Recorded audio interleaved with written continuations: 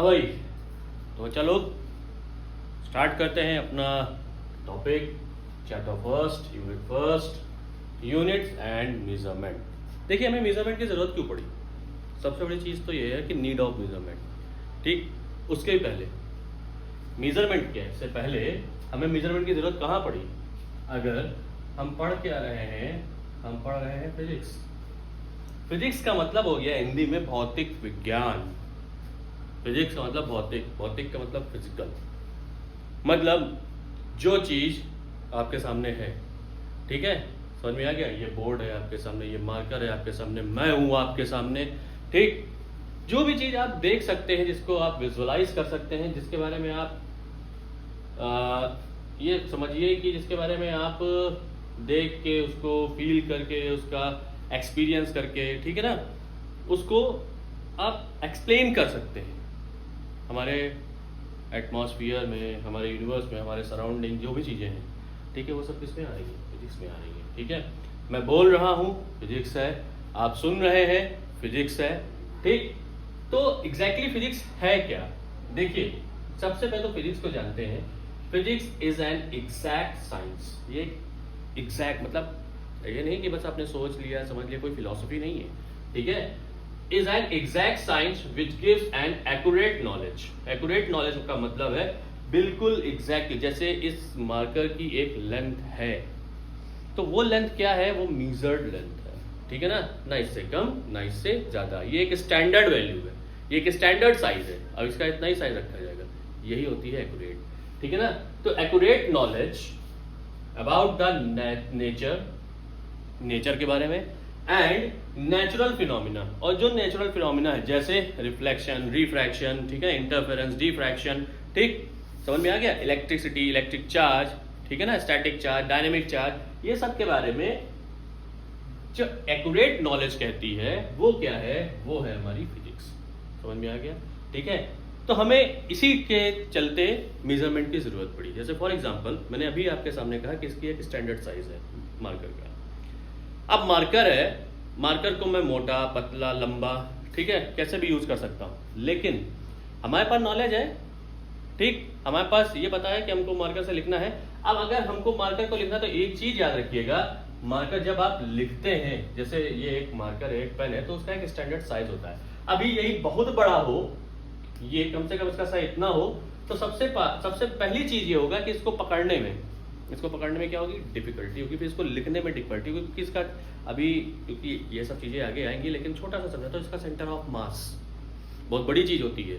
इसका centre of mass कहीं ना कहीं शिफ्ट होता रहेगा, तो आप इसको पकड़ के लिख ही नहीं पाएंगे। आपको लगेगा कि हाँ, ये भारी है, ये इस तरीके से डिसबैलेंस है। ठीक, उसी तरीके से ये एक स्टैंडर्ड साइज हो गया। अब ये आपके हाथ में आ रहा है और आप बाकायदा इसको अच्छे से लिख पा रहे हैं। तो हमें याद रखिए, हमेशा किसी भी फिजिकल क्वांटिटी की सिर्फ और सिर्फ नॉलेज होना नहीं, उसकी एक्यूरेट नॉलेज होना। जैसे ये हमारा मार्कर था, मार्कर से लिखना ही नहीं, मार्कर के एग्जैक्ट साइज, स्टैंडर्ड साइज को बना के, उसमें रिफिल जो रखी जाएगी उसका स्टैंडर्ड साइज बना के, उसमें कितनी हम कैसे उसको यूज करेंगे, ठीक है ना, इसका पॉइंट कैसा होगा, ठीक है, इस सब का एक हमने एक्यूरेसी के साथ जब हमने उसका डिमॉन्स्ट्रेशन किया, ठीक है, उसको अपने डेली लाइफ में यूज किया, ठीक है, लिख के, ठीक है, अप्लाई करके, तब हम जान पाए कि हमें मेजरमेंट की जरूरत क्यों है। तभी तो हम भाई बना पाए मार्कर, छोटी सी चीज। ठीक है, ये हमारे पास एक व्हाइट बोर्ड है, इस व्हाइट बोर्ड की कुछ लेंथ है, कुछ ब्रेथ है, ठीक है, तो इसका एक स्टैंडर्ड साइज है। अब अगर देखा जाए तो ये इतने बड़े ही आते हैं, ऐसा नहीं कि इससे बड़े नहीं आते हैं, लेकिन यहां पर इसका एक स्टैंडर्ड साइज हो गया कि हाँ, ये इसका इतना बड़ा साइज है।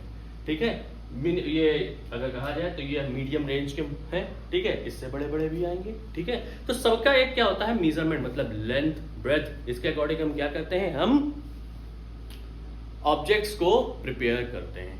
तो हमें मेजरमेंट की जरूरत इसलिए पड़ी किसी भी चीज को मेजर करने के। फॉर एग्जांपल, ह्यूमन बीइंग की हाइट की अगर हम बात करें, मेरी height 5 foot 5 inch, 5 foot 6 inch, 6 foot 7 foot, है ना, कितनी हो सकती है भाई, है ना? तो मेजर कैसे? हम मेजर ही तो करेंगे। ठीक है, तो किस तरीके से मेजर करेंगे? तो मेजर करने के लिए हमें क्या किया? हमने डिवाइस बनाई, है ना, ठीक है, मेजरिंग टेप से हम मेजर करते हैं। ठीक, तो इसका मतलब क्या है कि एक पर्सन की हाइट को हम जब मेजर करेंगे तो हमें मेजरमेंट की इसलिए जरूरत पड़ी। ठीक है, किसी भी ऑब्जेक्ट को कहते हैं एग्जैक्टली एग्जामिन करने के लिए, एग्जैक्टली उसको डिफाइन करने के लिए, ठीक है, हमें मेजरमेंट की जरूरत पड़ी। अब बात आती है हमारे फिजिकल क्वांटिटी। देखिए भाई, फिजिकल क्वांटिटी क्या है? फिजिकल क्वांटिटी का मतलब हो गया, अगर हम हिंदी में बात करें तो भौतिक राशियां, ठीक है। वो फिजिकल क्वांटिटीज किस तरीके से है, आइए देखिए बात करते हैं उनके बारे में। देखिए मेंशन है यहाँ पे, all those quantities which can be measured directly और इनडायरेक्टली। मतलब जो कि डायरेक्टली या इनडायरेक्टली, मतलब सामने से या सामने से नहीं कह सकते हैं, ठीक है, दो तरीके से, ठीक। In terms of which the laws of physics can be expressed are called physical quantities। मतलब जिसमें हम, अगर फिजिक्स के कुछ लॉज हैं तो उनके थ्रू हम क्या करते हैं, फिजिकल क्वांटिटीज को, मतलब क्वांटिटीज को हम यूज करते हैं, तो वो सारी की सारी क्वांटिटीज क्या कहलाती हैं, फिजिकल क्वांटिटीज कहलाती हैं। For example force, for example length, sorry speed, ठीक है ना, इम्पल्स, मोमेंटम, ये सब के सब क्या है, ये फिजिक्स के कुछ लॉज को एक्सप्रेस कर रही हैं, ठीक है, डिफाइन कर रही हैं, एक्सप्लेन कर रही हैं। तो ये सारी की सारी क्या कहलाएंगी, ये सब हमारी फिजिकल क्वांटिटीज कहलाएंगी। देखिए फॉर एग्जांपल यहाँ पे लिखा हुआ है लेंथ, डिस्टेंस, स्पीड, है ना, ठीक है। तो ये सब फिजिकल क्वांटिटीज हैं। अच्छा, जब ये फिजिकल क्वांटिटीज हैं तो अब बात आई होगी कि फिजिकल क्वांटिटीज है कितने टाइप की। देखिए फिजिकल क्वांटिटीज अगर हम बात करें, बेसिकली जो टाइप है वो फिजिकल क्वांटिटीज हमारी दो टाइप की है, ठीक है ना।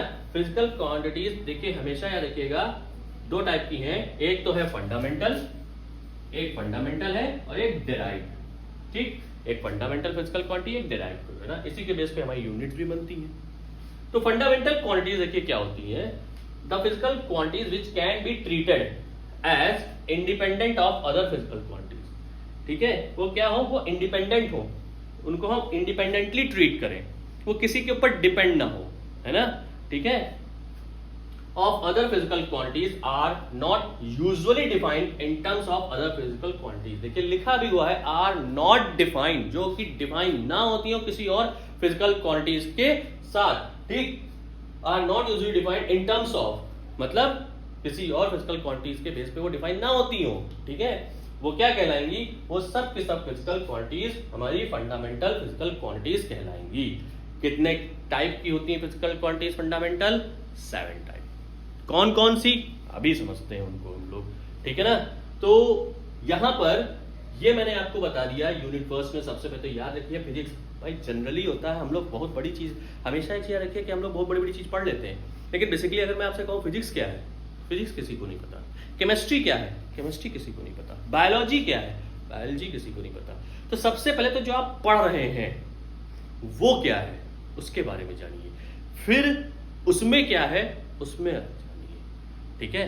तो ये चीज याद रखिए। जैसे कहीं आप घूमने जाते हैं तो कहाँ घूमने जा रहे हैं उसके बारे में पता करते हैं, फिर वहां क्या क्या घूमने वाला है ये पता करते हैं। वैसे ही आप जो पढ़ रहे हैं वो क्या है उसके बारे में, तो सबसे पहले हमने फिजिक्स के बारे में जानना जरूरी समझा, ठीक है। फिर हमने फिजिकल क्वांटिटीज के काइंड्स को हमने समझा, ठीक है। अब मैं आपको बताने वाला हूँ फिजिकल क्वांटिटीज के फंडामेंटल और डिराइव्ड क्वांटिटीज के बारे में और आगे, ठीक है। Thank you so much.